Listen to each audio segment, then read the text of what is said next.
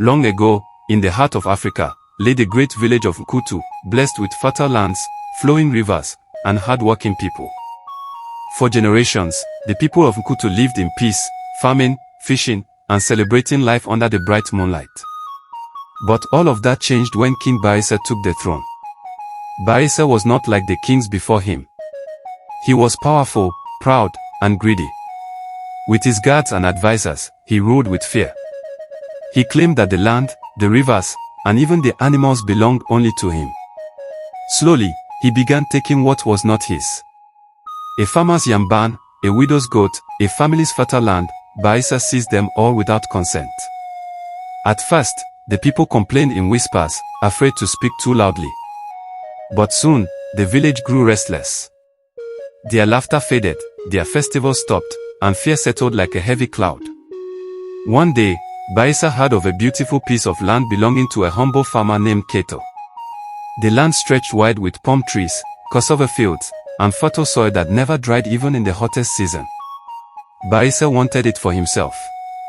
Keto pleaded, "My king, this land was passed to me from my father, and to him from his father before. It is my family's lifeline.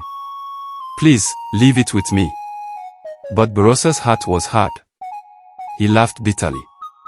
"Nothing in Kutu belongs to you. It all belongs to the crown. Guards, take it."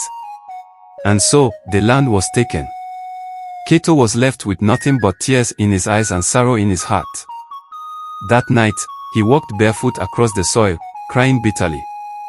His tears fell into the earth, and with his cries, he unknowingly invoked the ancient spirits guarding the land. The spirits of the land had slept for centuries, but they stirred at Keto's grief. That very night, strange things began happening in the king's palace. Barisa would sit to eat, but the food turned to ashes in his mouth. His sleep was filled with nightmares. He saw shadows rising from the earth, whispering, "Return what you have stolen." At dawn, drums beat without drummers, doors slammed without wind, and animals refused to graze on the stolen land. The king grew restless. He summoned his advisors, but none could explain the torment. A village elder warned him. "The spirits of the ancestors protect the land.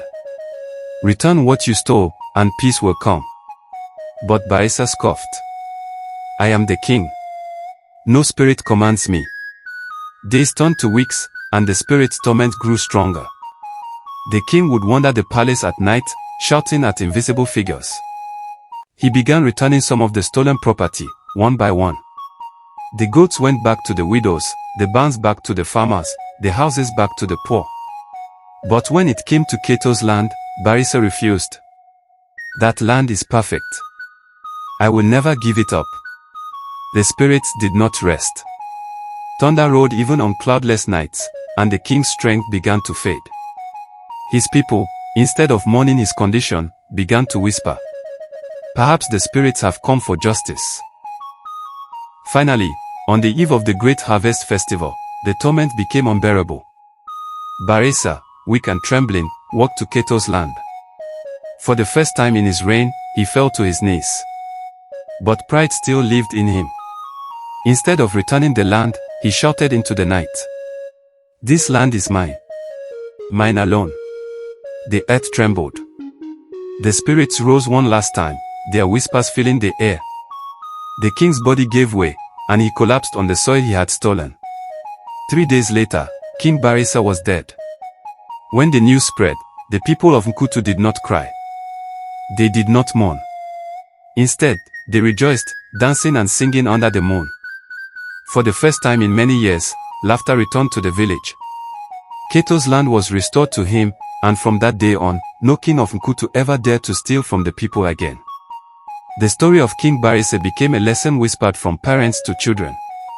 And so, the village of Nkutu learned to live again, in peace, in fairness, and in unity.